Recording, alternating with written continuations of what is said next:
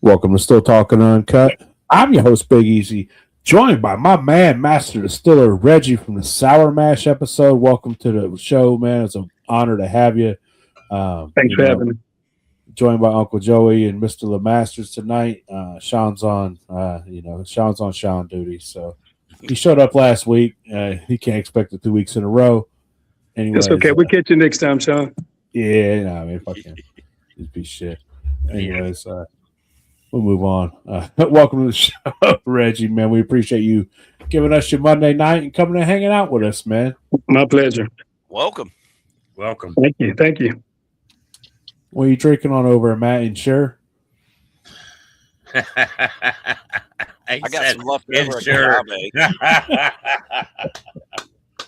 What a piece of shit. I wasn't sure that bottle looked like an Ensure bottle, man. You said you hit it fast, and I was like, "Hey, that's I'm eating pudding cups." You know, I'm still waiting. Reggie, just so you know, we go hard on each other, man.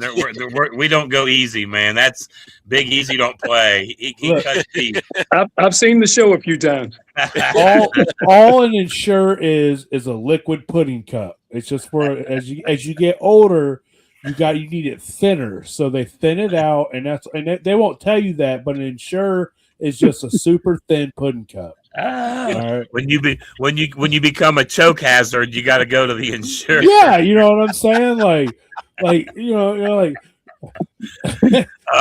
shit! You don't give your toddler peanuts. Like, oh, here's your peanuts, little fella. Go wild around in the floor. No, you're like, what you got down there, Matt? Man, what you sipping on, buddy? Leftover agave. I'm still nursing this stuff. Mr. Daniel Bennett, how you doing, brother? Matt made some agave, and I can't wait for the weather to break so I can throw it in some margaritas. I'm waiting for the weather to break, man. I am. As soon as the weather gets nice, I'm gonna start making some margaritas with it. It smelled good. I haven't tasted it yet. It smelled really good. That Richard Landry. Bennett didn't waste no time coming in. Man. Yeah, I figured he was going to bust my chops a little bit. He never tired. It's good for you. It's to be expected from him. So yeah, absolutely. Wouldn't have it any other way. What are you drinking on, Uncle Joey? Man, I got my little 3-day work stretch. I got a little water. And I'm taking a couple pulls, man. Mark Morgan hooked me up with this bottle out of Florida, man. It's a small batch distillery. If you ever see this bottle anywhere, I highly recommend grabbing it. Burlock and Barrel. This stuff is amazing, man. It's a really good whiskey. I'm gonna have another pull tonight. Yeah, I'm willing to bet Uncle Joey has more than just another pull on that bottle before the night's over. Let's be probably. Hey, you ain't gonna get in the heaven line of Big Easy and Jesus, man. So you're gonna hit that bottle a few more times, and it'll be all right, man. It'll be all right. Oh shit! What you got up there, Reggie? You sipping on anything? I'm sipping on some sweet tea. Nice. You gotta keep it light on Monday night, man. It's Dude, cold here, so you gotta keep it warm a little bit. Love my sweet tea. Oh yeah. Yeah, I think I had some sweet. I took some Pete Sweet Tea down to the Hillbilly Jam with us last year. That was a good time. Sadly, we ain't making it there this year. Reggie, if you can, you should come up to Farm the Bottle at the end of August, man. I've heard everybody talk about it.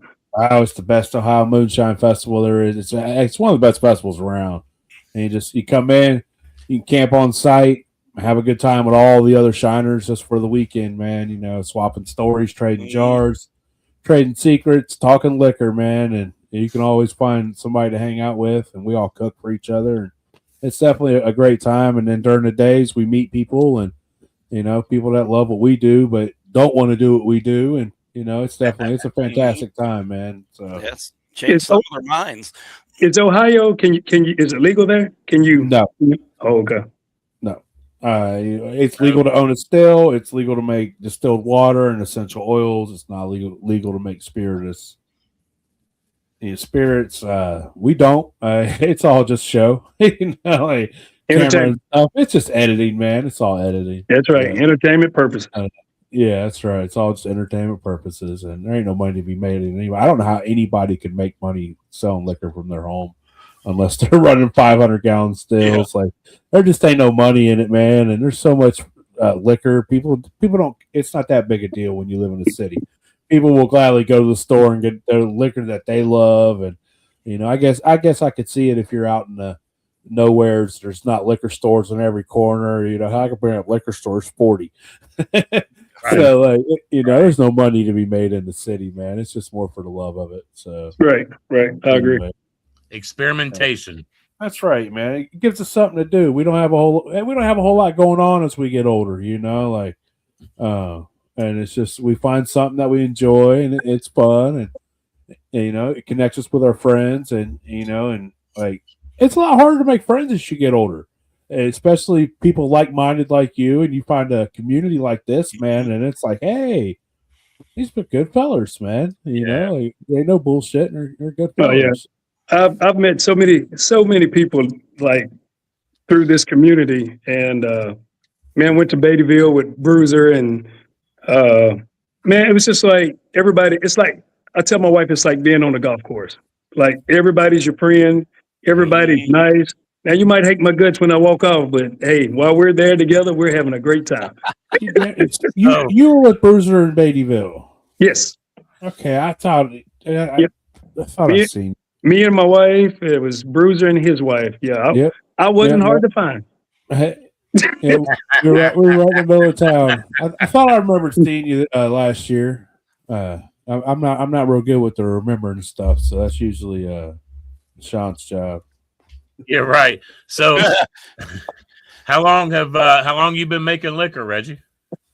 It's been about 12 years now. I started out with wines. I've just always had like a fascination with fermentation. When I was younger, we made my teacher, science teacher, somehow got to talking about fermentation, and he told us, well, you take grape juice. He said you can take Welch's grape juice.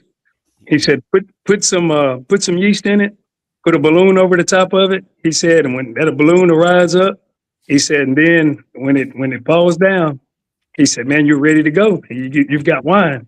So I did that, and I'm still like a freshman in high school. And of course, living in my mom, with my parents. And so I'm doing this on the other side of the bed, like hiding it on the other side of the bed. So once that balloon went down, I put the cap on it. I ran up my cousin's house, and I said, "Man, you got to try this. I think I made some wine. Listen, I didn't know anything about racking wine and doing all this stuff. So all that dead yeast and all that stuff, man, we turned that stuff up, and it tasted like trash. It was terrible. But you could taste. It was one of those deals to where you taste a little bit of alcohol, and then you swear up and down you're drunk. And as a kid, it's like, oh man, you don't know, you don't know what that is, So I've been doing it, experimenting with stuff way back then, but actually making wine. I started about 12 years ago, and then it was just kind of like, it's like you need a new high. You know what I mean? So I said, well, let's try distilling. So I got on, it was YouTube, and Popcorn Sutton had a video of how he's got a pressure cooker and he's using cornmeal and all that stuff. Well, I've got all this wine equipment. I got those 7-gallon fast ferments, those conical fast ferments. Mm-hmm. And I'm watching what Popcorn was doing. I said, man, I'm going to try that. So I've got a 5-pound bag of cornmeal, put it in that 7-gallon fermenter, and yeah, it was the gummiest mess that I've ever seen in my life. Like, it was terrible. It did not work out. And a corn's too thick for the conical fermenters. It doesn't want to sit. And like they're used in beer because they don't ferment on the grain. Like if you didn't ferment on the grain and you just fermented your wort, then they would work great. But yeah, once you put stuff like that in them, and so a lot of times when they do wines, usually they just press. Like I imagine that you would press your grapes or whatever your fruits and just use the juice. and not so much like when we make brandy? Is that how you would do your wines? No, I'm cheap. So when I'm experimenting, I don't want to spend a lot of money. So I go to Walmart and get to concentrate and, and go that route, So it would turn out pretty decent, and then you learn as you go, the back sweeten and making sure you kill all your yeast and use some kind of sorbate before you back sweeten and put corks on. Yeah. Because that'll be a nasty mess when you wake up and hear those bottles popping in the middle of the night. Yeah. Or if you pop a bottle that had a clamp on it and it sprays you in the face, champagne style, and it happens. Dude, when you hear like 7 or 8 boom, boom, through the middle of the night, and then you see wine everywhere, yeah, it's bad. Yeah, it's a bad deal. Like, man, I'm about to hear from experience, right, Reggie? Oh, it is. Mad wife and everything. Like, So- I'm about to hear it. I was So gonna say, then- come on, we gotta hear it. We gotta hear it. So then I ended up making I tried to do the pressure cooker like popcorn did. But I didn't realize with that pressure valve on there, it was going to keep lifting on me and letting my vapors out. So I took that out and then put JB Weld on that and then did JB Weld on some other stuff, not thinking about it, right? So as I'm collecting distillate, I'm seeing this kind of like this sheen on top of the liquor. That was the JB Weld. You learning a lot, you know what I'm saying? Like you learning, like oh, JB Weld don't do real well with distillation. It didn't taste bad though. Yeah. It had a nice oily mouthfeel, like it had glycerin in it, didn't it? Right. That's right. Yeah, good for my kidney.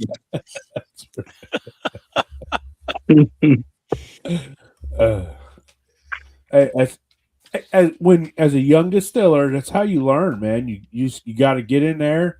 You got to make those mistakes, like, and the fact that you do and you still saw that sheen and was like, man, I don't give a shit. I'm trying this. Respect. That's some shit I'd have done. Like, man, like, it tastes pretty good. The only way you learn. If it's not good for me, it can't be good for you. That's right. Right. I'm always down to be my own test dummy, man. So, It'd be all right. I lived here. yeah, I'm still That's right. here. That's right. So, but once I got to once I crossed over into distilling, man, that was it. That was it for me. And it was just like I'm kind of a numbers person. So I try to make myself well-rounded in, being the kind of like the distiller, from a distillery. We're using all the implementations, your thermometers, your bricks and pH and all that. But then on the other side, learning the backwoods side too, to where, hey man, we just throwing corn and hey, we're corn and grains and hey, make sure you convert and rock. It'll be all right. Run it. That was my It'll be all right, man. Run it. I think the more technical you get, because I've learned that too. The more technical, the more by the book you get, I think the worse off you are. You're overcomplicated. That's my take on it. Start It putting can- thought into it. Yeah. In the beginning, were you running any sugar shine, or were you running more of a corn sugar? Or I started once I got out of the fast fermenters, but then I started doing bucket, and once I did the buckets, it turned out a little bit better with the cornmeal, but Yeah. I wasn't using enough water, and it's just a lot of different ratios that I had off, trying to. So I don't think anything tasted good. Nothing tasted good to me, but just the fact that I was doing it was, I think that's the mystique of the whole thing. It's like the whole process and like, oh my goodness, I got all this crap in here and it comes out clear. It's, I don't know. It's just science to me, man. I love it. What is he saying? they are pretty cool little science experiments, man. They really are. At what point was you like, man, I know how to make a badass wine. Let me go ahead and turn this into a badass brandy. Right. Well, I don't know if I really got to back to having like that premium wine.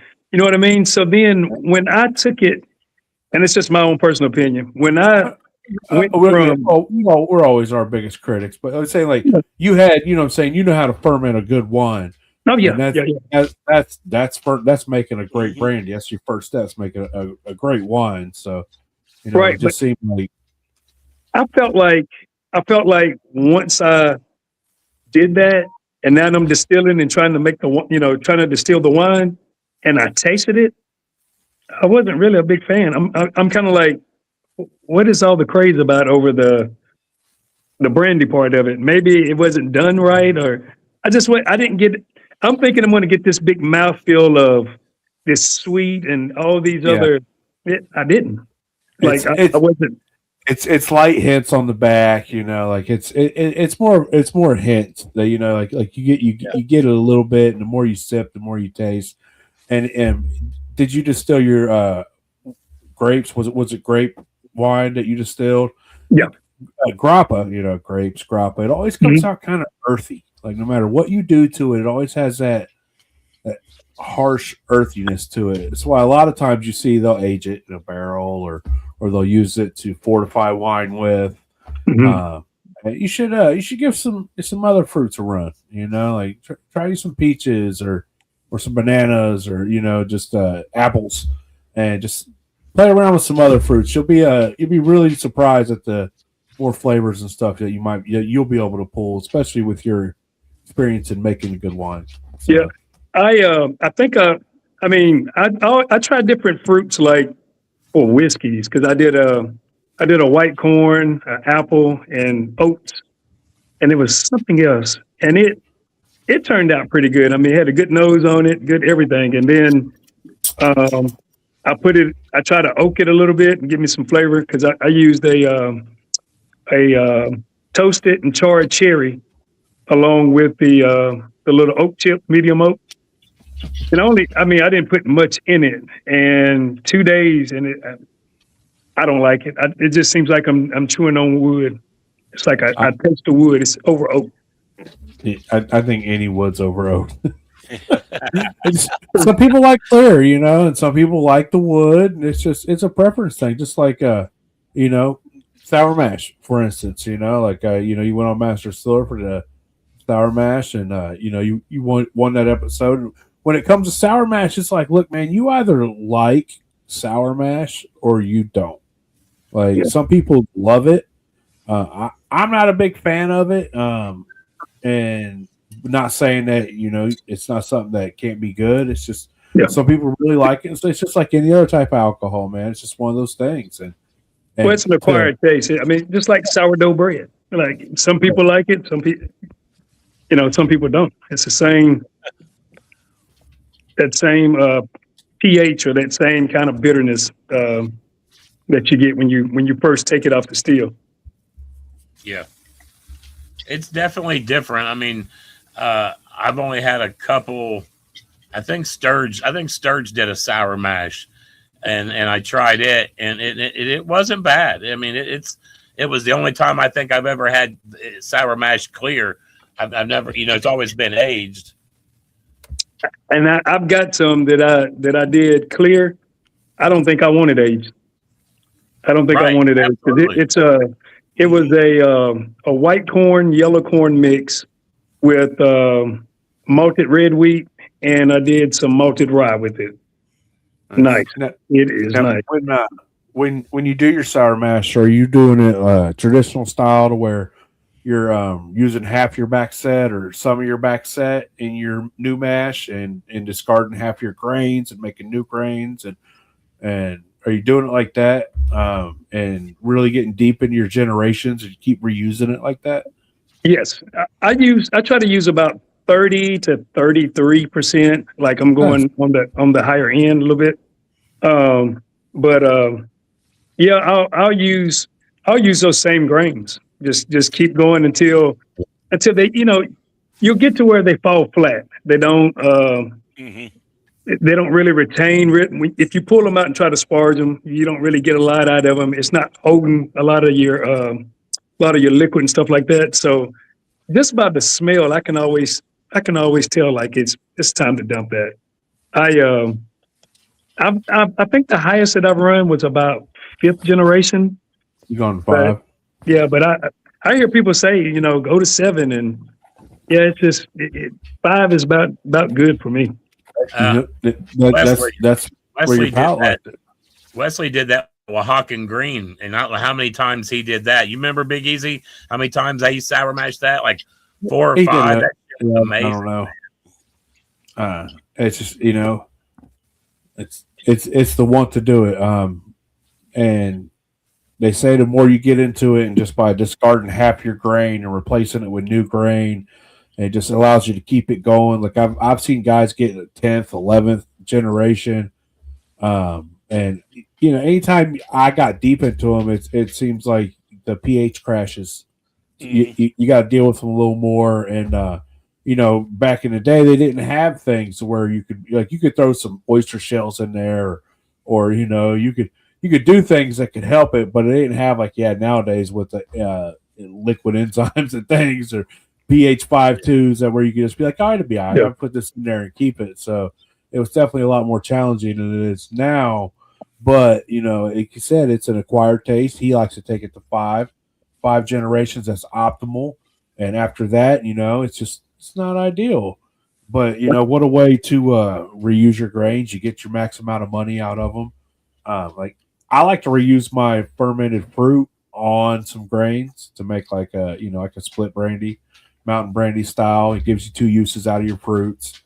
And then you could keep remashing it, and there'll always be kind of little hints of that fruit that'll go away. But it's just about most bang for your buck, especially nowadays. If you're running a distillery, I would think sour mash would be something that would be in every distillery's repertoire.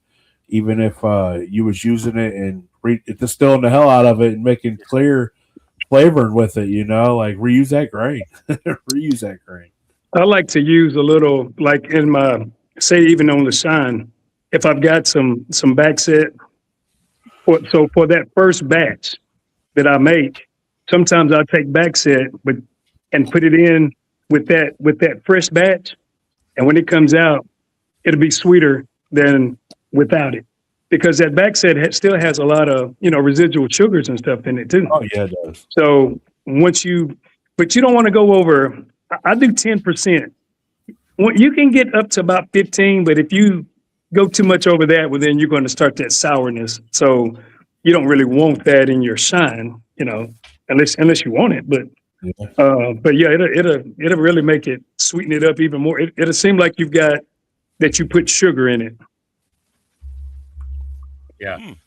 So when you found out you were doing the sour mash episode, was it something you were like, hell yeah? I mean, how many times had you done a sour mash before that? You know what I mean? Like, was it something that you had already been doing for quite a while? When they called me, I think I had three barrels full, like the 3 liters, and I got a 10 liter and a 5 liter. I already had those full with sour mash, and I think we were at a fourth generation on that. Yeah. But and then I had some other stuff that I had going, and I ended up throwing it out because before I went on the show, I went to Moonshine University, and I just felt like, well, hey, what I think I know, let me just start all over again. Let me get polished off of some of the stuff that they're doing. And just kind of work it into what I do.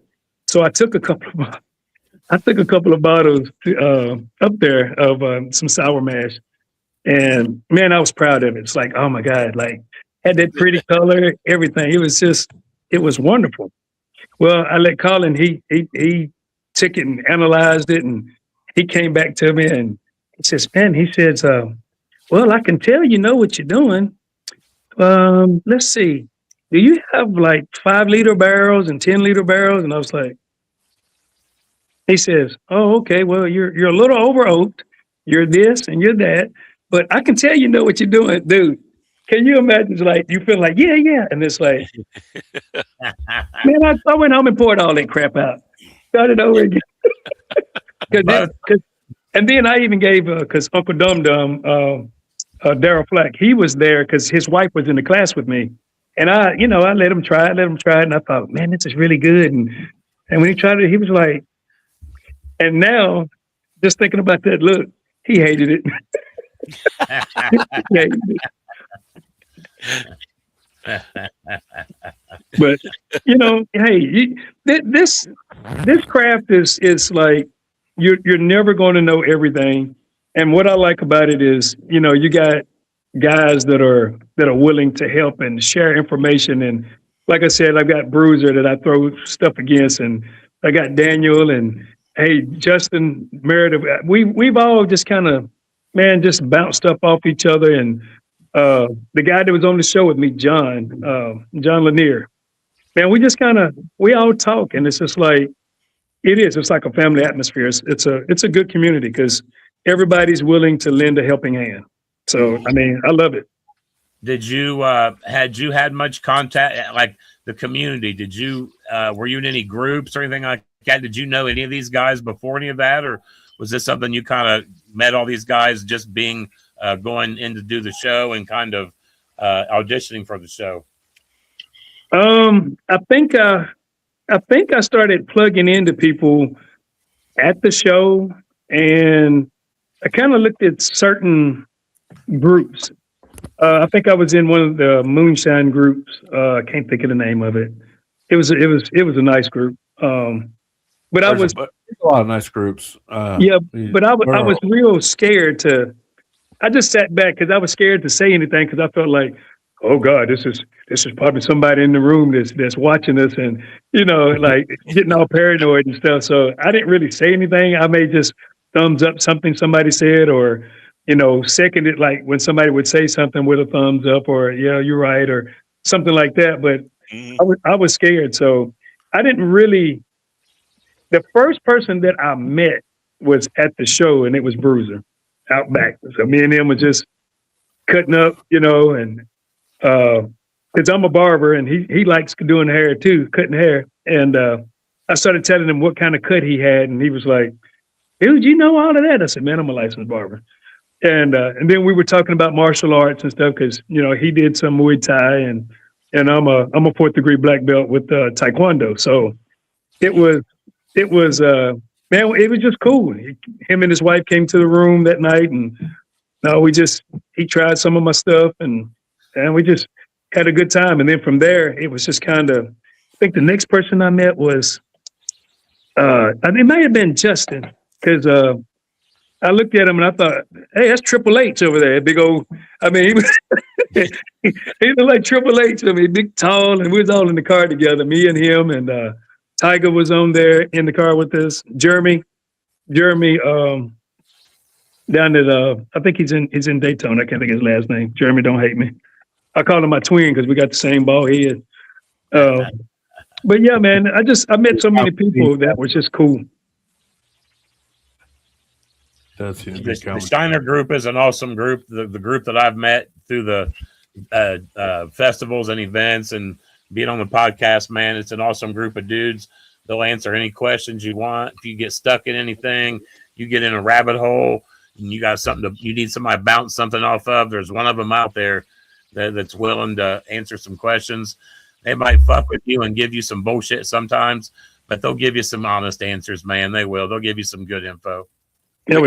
Thank you, Daniel. Jeremy Craig. And then on the balcony, like, man, like after I won, I was just like, I had this look about me, and I was just so laser focused. And that's when I met Balatosi. That's what I call him. Balatosi. Yeah, that's when I met him. And dude, he was like we were talking, and he was just looking at me like this guy, he's intense. And then finally, I mean, I never knew it, but he just later, he said, man, thank you so much. He said, he said, just your energy and that fire that you had. He said, man, I used that to do my thing. And I was just like, Dude, that's pretty cool. It was because you don't realize who's watching you or who's paying attention to what you do. You just think you're doing what you're doing for you. Right. But a lot of stuff that we do, man, and say, it's people watching, and we're doing it for each other. We're helping each other. So overall, did you enjoy your experience on the show? I mean, was it stressful at all, or were you pretty comfortable? Man, listen, when I got there, I said when the first person I saw when I walked through the door was Tim Jones, and so it was just one of those. I looked at him and I called him Bourbon Jesus, Bourbon God. He's got the hair and the beard, and he just looks like Bourbon God or something. So I saw him and I said hello to him. I said hello to Digger, and then after that was it. Like, because for me, my mentality was, I'm not here to meet everybody. I'm here to win. I'm not here for vacation. I'm here to win. So when we got up on the balcony, and then next thing you know, when they come and got us, it was game on. Like, I made friends with John Lanier on my episode. I made friends with him, and every time we go down to Pigeon Forge, we always hook up and do our thing or whatever. Because he was just one of those, man. We just clicked. Now the other guy, Rabbi Ben, he was more kind of to himself. And so I'm one of those I'm going to welcome anybody to welcome me. Right. If you're not open arms, well then, okay, that's fine. But you may need some help at some point in time. Right. So a lot of stuff that I did on the show, or a lot of stuff, because we didn't really actually talk. Like, I didn't talk to him like the whole time we were there. Right. And most of the time I was talking to John, and then when I asked him a question, they would say, "Well, hey, you want to ask Ben that question?" And I'll say, "Okay." So I would ask him.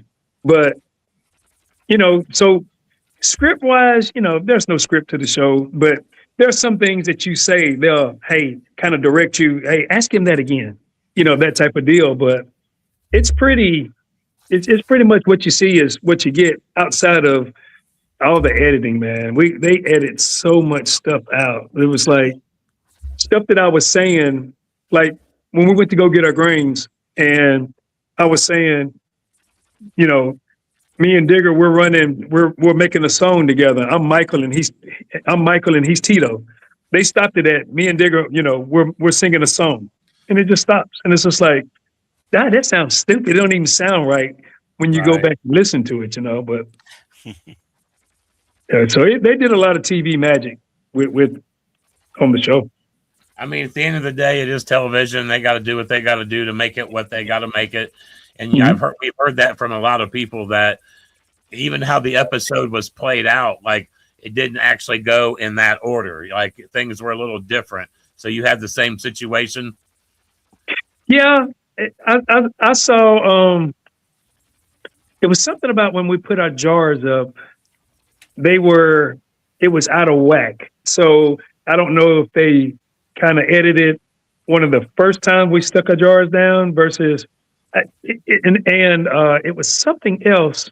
I can't remember what it was that we did, but I remember Tim Jones came to everybody, and he asked them, hey, are you comfortable with your mash? Are you liking your profile? And so we had this long conversation, right? And he went to all three of us. They edited all of that out. Like none of that got aired. It was something else that was. Being he when we first come in, within there was, like Daniel was saying once when he was on his podcast, he was saying like they would throw us certain curveballs, and now that I think about it, I think it was deliberate. Like your hand valve would always be open. Yeah. So I do fermentation and work with Sudmo valves and hand valves and all this stuff at my job. So that's the first thing that I check when I walk into a room and I see a pot or I see a handle. That is the first thing that I look at. Is it open or closed? So John and I, both of our pots was open. And so I closed mine and I let John know, hey, your pot is open. But, Ben wasn't hanging out with us, so his kind of stayed open and a lot of stuff went in the floor. So that they edited that out. And then they milled our grains and they said, pick your bag up like you're coming in from the grain house, which this is the second day. But we did that the first day, right? So I told John, I said, hey, those grains have been milled, so that means that bag is open. Don't grab that one, get the other one. Oh, yeah, that's right. So we grabbed the bag, put it on the shoulder. Ben grabs his, and 50 pounds of it goes on the ground. 25 pounds hit the ground. So he needed those grains, right? So what do you think he did with them? Swept them up and put them in his pot. Oh. Yeah. So I've heard other people say they do little things to see if you're paying attention. Yeah, and I also think, so on the second round, where now we're using the thumper, he put, in that 20-gallon still, he probably put 19 and a half gallons in it. And then in that thumper, I mean, it was slap full. It was all the way to the top almost.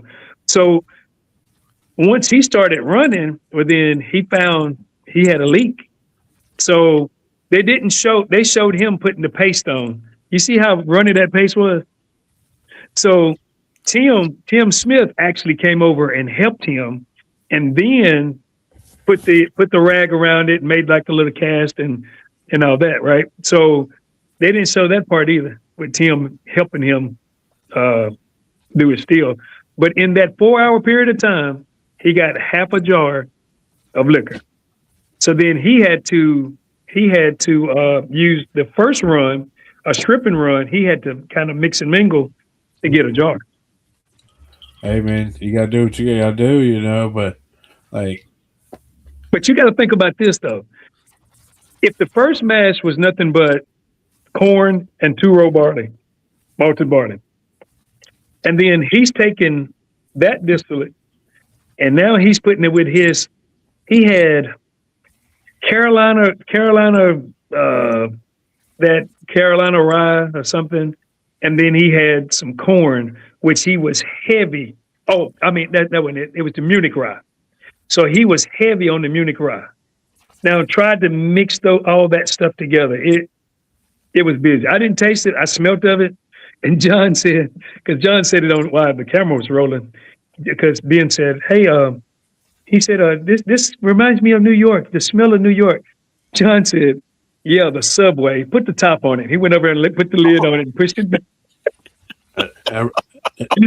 Boy, that was funny, but it did have a funny smell to it. That rye could get potent quick, and use a lot of it. It can change things quick. Yeah, he said that he was big into the rye, and he used a lot of rye. Yeah, he did. And we all had different color. All our mashes was totally different. I mean, his was like an orange-looking color. John had the Bloody Butcher, and his was more of a purple, and then mine was just kind of traditional yellowish, But that was my first time, because John, my palate for grains, it's not that diverse, because I'm a yellow corn or white corn and then anything else with it. I don't know anything about Bloody Butcher, Jimmy Red. I don't know anything about Blue Hoppy or any of that stuff, right? So I tasted the Bloody Butcher, and it tasted like onions to me, like an onion, kind of earthy. I did not like it. That's right. That's bloody, man. Oily, earthy. I did not like it at all. It needs to go in a barrel. It needs to go in a barrel. And John did a good job with it. It's just for me, that is, and not really knowing about how that taste was going to be, I didn't like it at all. I said, man, I'll stick with my white and yellow corn, and you can have that. I would think that's not the time to try something new. Well, he was going for that. Okay. Everybody they picked their grains, they were going for that, right? So being now we're doing a sour mash, a Tennessee whiskey, Tennessee being the key, and he says, "I'm going to make a New York style." Yeah. So I knew right then, like, okay, this ain't gonna go good. You want New Yeah. York, and we're doing Tennessee. Okay. So you better pull out that white and that yellow corn, man. That's what they used to down here. You Yeah. know? So he did that with his the Munich rye, and I think he had Hickory King, and then I just had the yellow corn and two row, and then John picked the Bloody Butcher. So John knew he wanted Bloody Butcher. Being knew he wanted what he wanted. So for me, it was easy picking. It was just easy to kind of. It's not hard to mimic a whiskey that you already have the same grains. Right. Yeah. Yeah. You know, one that was went with smart a move what heavy you did. rye. One went with a heavy rye, and the other one with a red corn. Like there's such a drastic change from just that traditional whiskey that that you're asking for. Like you got to. I was always told, man, you read the directions. You got to read directions and know the assignment, man. And you got to play the assignment. That's just the way it is. And that's exactly what you did. You followed directions, man. You made a Tennessee style sour mash whiskey, man, and you knew the other two, that's not what they were doing. No. And Bruiser told me, he says, man, what are you gonna go with when you put it on wood? I said, well, I don't know. He said, well, you ought to try like a Maker's Mark, using that cherry wood, and he said, try to mix it up a little bit because that cherry is gonna bring it out. And I say, okay, yeah, I tried if I get it. And then just so happened they had that local cherry, so I went with local cherry. In a quart for me, I think I do if I'm oaking. I'll do 15 to 17 grams of whatever I'm going to use. That's all I put in a quart jar, because it's real easy to go in and start. Well, I want it to taste like this, and I want to change this. And man, like I said, after over oaking it and have my little feelings hurt when I went to Moonshine U, not going to happen again. Like I understand the game, the tannins and all that stuff in the wood. Like no, I'm good. And when we went in, if you notice, like when I put my chips in, I rinse my chips first, being this. So I rinse my chips, and then when I put them in, I just kind of swirled them around a little bit. Then I set mine down. Well, Ben was shaking. Well, I know if you haven't rinsed those chips and you're doing that shaking, you're gonna cloudy that jar up. Mm-hmm. So I was just kind of like, there was a part of me that felt like, does he? At the beginning, I felt like, okay, he's sandbagging, right?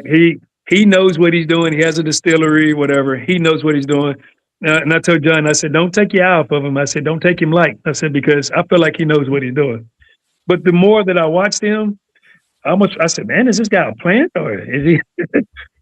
I mean, does he really know what I don't think he knows what he's doing, but it's just certain glimpses of him. He knows something. You know what I mean? It was enough to, hey, stay on your game because I'm not going to let him sneak up on, pull one out of a rabbit out of the hat. Yeah, you never know. He definitely was. Visually, he didn't seem like he was going to be much on the show, but he didn't do too bad on the show. You know what I mean? He definitely he knows what he's doing to a certain extent. It seemed like, Yeah, I think, man, what got John, because if I'm being honest, John and I were kind of neck and neck doing some of this. Like, I'm watching John too. Now we're buddies, but I'm watching him too.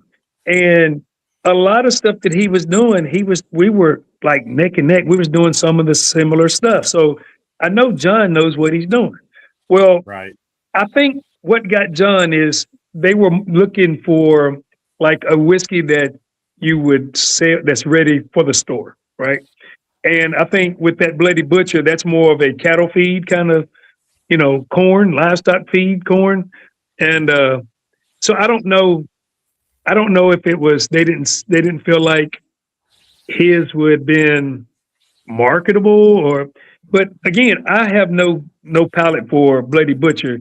His stuff was not bad at all. Like, it wasn't headsy, it wasn't a lot of tails. I mean, he ran it right. I just did not like Bloody Butcher corn. That's just plain and simple. I didn't like it. You know, I know someone else who once tried to do a red corn, and they hated Jimmy Red. And then, they hated, talked for years how I hated Jimmy Red. And then won with it. Passion. And then, lo and behold, man, that sumbitch, he got called on Master Distiller and won the Jimmy Red episode. So, well, that was because him hard, and he got the Jimmy Red episode because when he found out I was doing sour mash, he didn't want no part of it. Hey, man, that's what that was. That's exactly the story I heard. Chime in, Daniel. I heard they called him and they said that he was going to go up against you, and he said he didn't want that smoke, and that he would take the Jimmy Red. That's what I heard.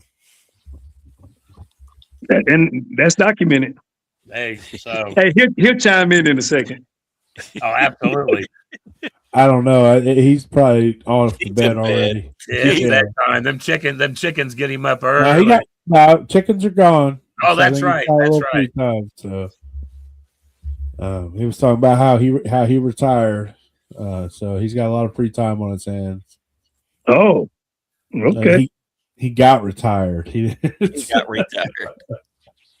But he sell all his chickens. That's one for you. When I guess I don't know how it goes. I guess every year at a point it's time for him to go.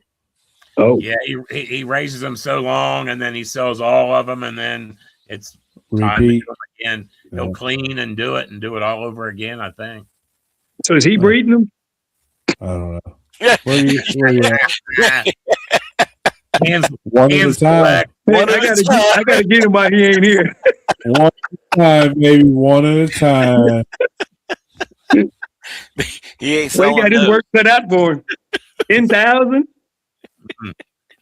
One at a time. No wonder he's losing so much weight. 10,000 at 3 seconds a piece. You gonna make it up. Yeah, it's a workout. Yeah, he'll be all right.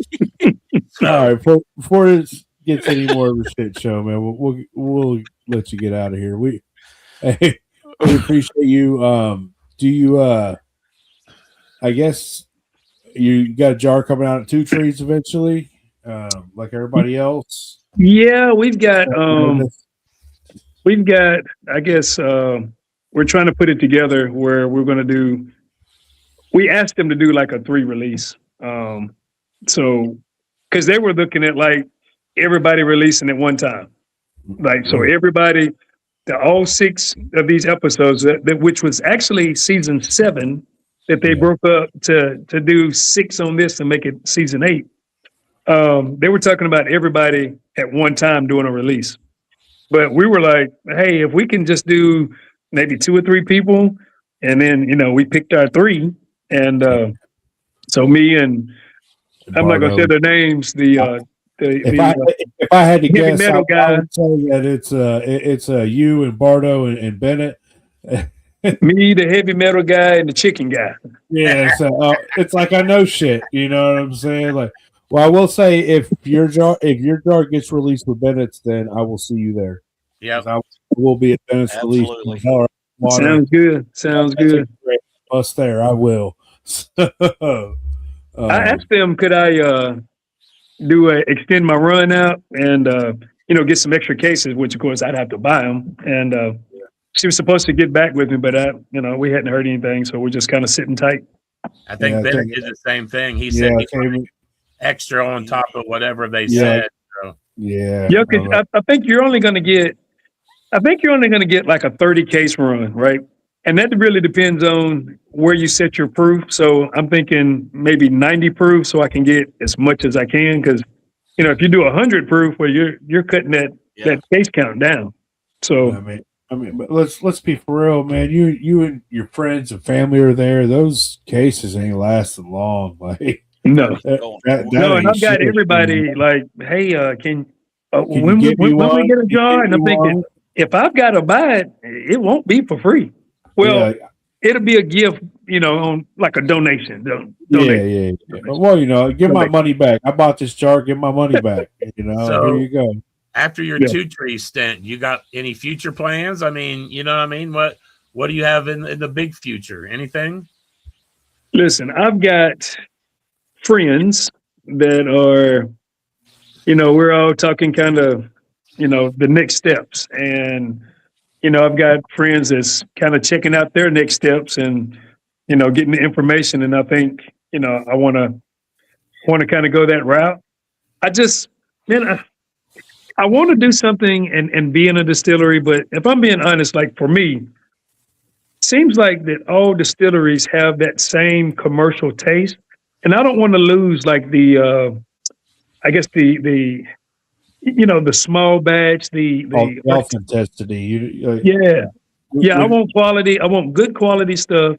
I don't want a lot of heads. I don't want a lot of tails, like trying to stretch it out. I want good quality stuff. And I just, the stuff that I'll make and the stuff that I'll drink myself, like, so I always use me for the gauge.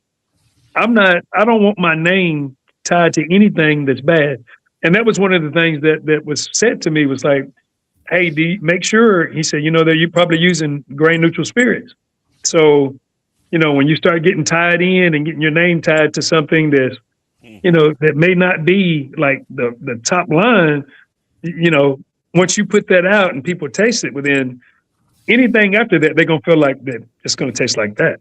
And, I've got a lot of different ideas. I'll do a lot of, man, I've been like writing and I've been, just researching.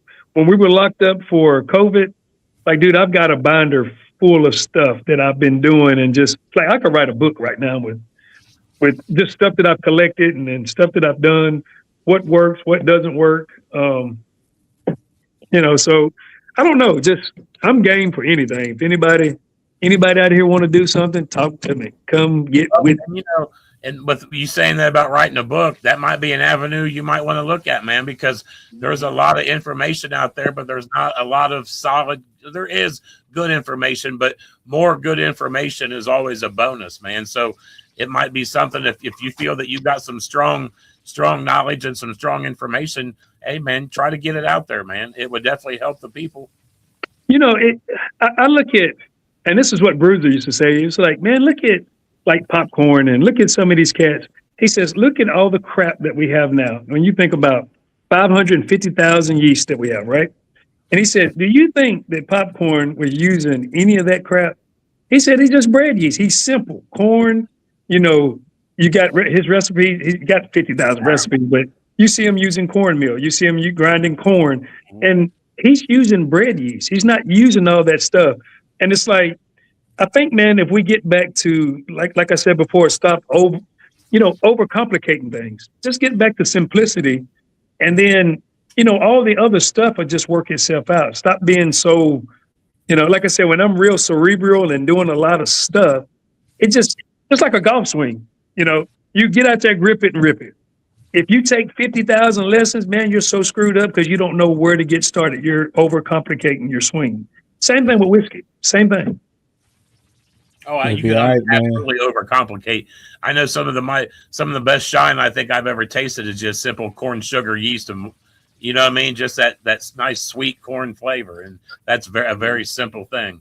And you can overcomplicate trying to do too much, trying to make something, trying to overcompensate for flavors.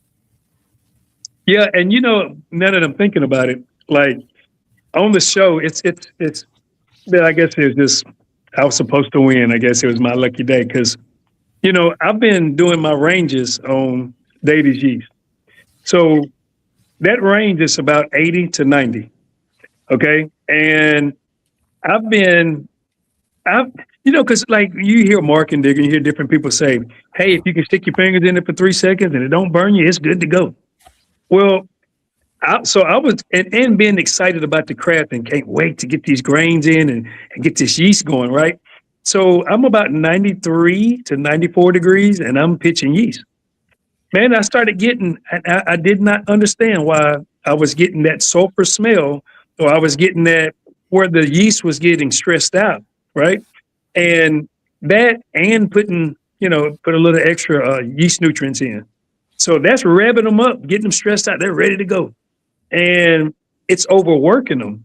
So when the guy asked me, he said, what do you want to cool it down to? I said 93, 94. And that's what he did.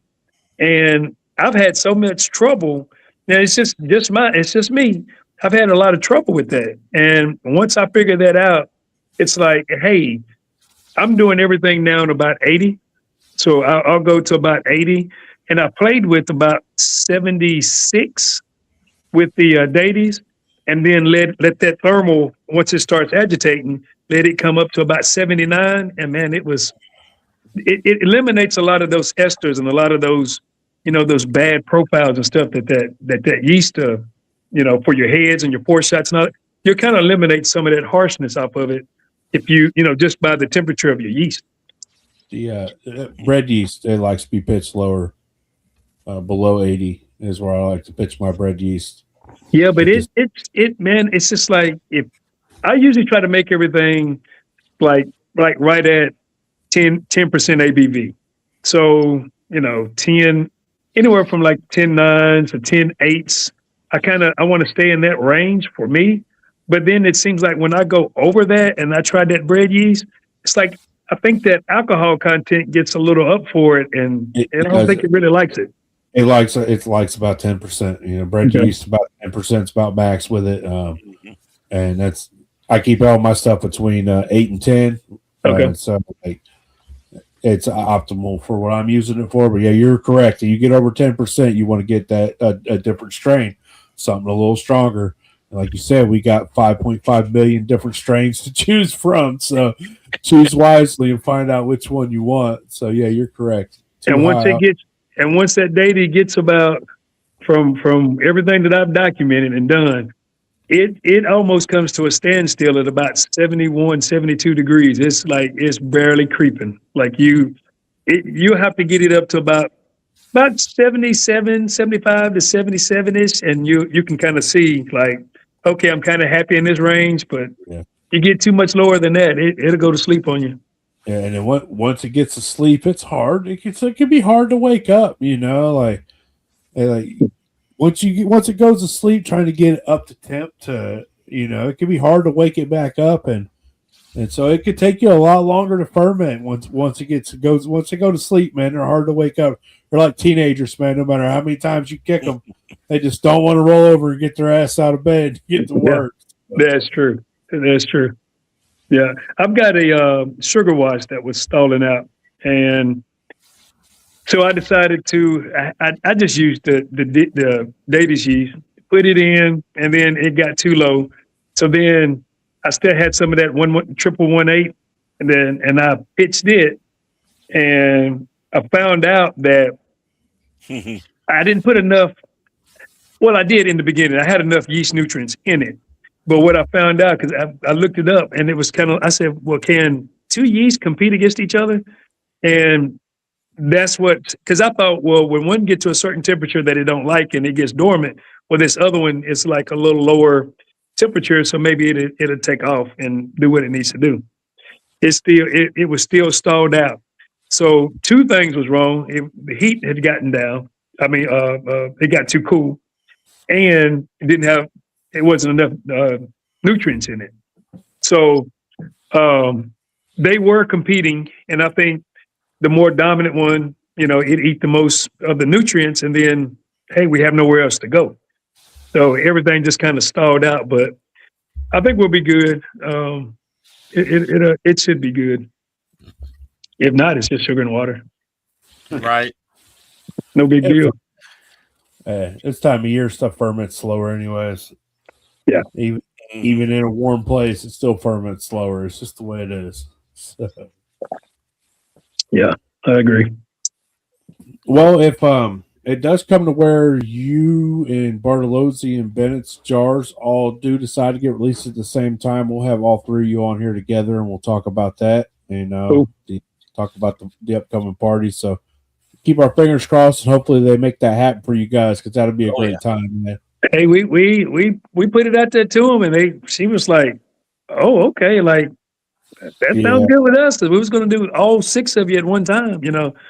So it was like, yeah, no, if we can break it up, let's do 3. Yeah, 3 and 3. Six is a lot, man. Like 6 is a lot. I don't know how big their distillery is, but Yeah, I don't want y'all to save that much money, you know, yeah, you're right. doing Like, it all at one time. No, spend that money. how about how much money we're saving y'all on a release? You going ahead and kick us our jars up a little higher, and, Right. you know, a little bit. But anyways, well, it was a pleasure to have you on here, man. Again, Yes, sir. Thank y'all for having me. Absolutely. I Yeah, hope you thanks keep, for coming, keep Reggie. doing what you're doing, man, and don't be afraid to stick your neck out into the community, man. You know, spread your knowledge. You know, they say you spend all this time learning it, man. Feel free to spread it around, and there's always going to be people that think it ain't good enough for them. It ain't for them. You know what I'm saying? It's for the guy that wants it. So That's right. why we do what we do, and some of us jam cameras in our face. And don't be afraid to spread your knowledge, man. You gained it, spread it. You know. And like I definitely enjoyed learning from you tonight, and there's always things to learn, and that's why we're here every night. So thank you so much for giving us your time. Yes, sir. Thank y'all again. I appreciate it. We'll be back next week. Uncle Joey, I see Uncle Joey was looking. He knew what I was about to ask him. Okay. Next week we have the Wine to Shine winner, Clara Robbins Ward. She'll be on next week. Okay. Wine to Shine, doing a master distiller. Got to get them in because you know there ain't gonna be no more of them. So you know you might as well get them in. I'm hoping somebody picked that up, man, and like get everybody back. I would love to do like an all stars and just run like everybody. You know, like going ahead and let everybody on that they had queued up that was in their maybe pile that you know, or you know, for some reason or another. But that may be something some of these distilleries may want to do. You know, right. You know, it would. I think it would generate some little money. I mean, you know, it would be something that like you could put together. You couldn't do it like illegally. Like, hey, you guys come to my house. We're going to shine off and put that shit on TV. Yeah, but at a distillery, we could all work under that permit like we did down at the show. Same thing. And you know, like it'd be easy to find quality. It's easy to find quality contestants. Top quality. You know, like get people. That's what they do. Like you know, what I'm saying they called you. You do sour mash. You do sour mash. Like, hell yeah, I want you on my episode. You do sour mash. Right. You know, like let's have this is what they do. Let's have the you know fight it and out. You know what's funny is when they called me, they asked me, what is your specialty? I mean, like what do you do? I was like, what do you need me to do? And they said, well, you're from Tennessee, and what do you think about Tennessee sour mash? Dude, I just lit up. I was like, okay, yeah, that'd be good. I'm thinking, let's go, baby. Let's go. Let's go. I'm home. Let's go. Whatever you want. I'll make liquor out of it. If it's got sugars or starches, we're making liquor. You know what I'm saying? That's right. Like, that's right. So, all right. Well, everybody have a great night. We'll see you next week. So all right. Again, thank you, guys. And y'all take care. And if you got any questions, hit us up, man. We always down to help. You shine on.